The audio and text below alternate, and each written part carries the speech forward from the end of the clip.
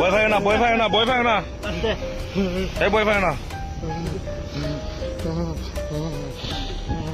বিয়ানীবাজারে চালক শামীমকে কিডন্যাপ, মংলবাজারে অচেতন অবস্থায় উদ্ধার।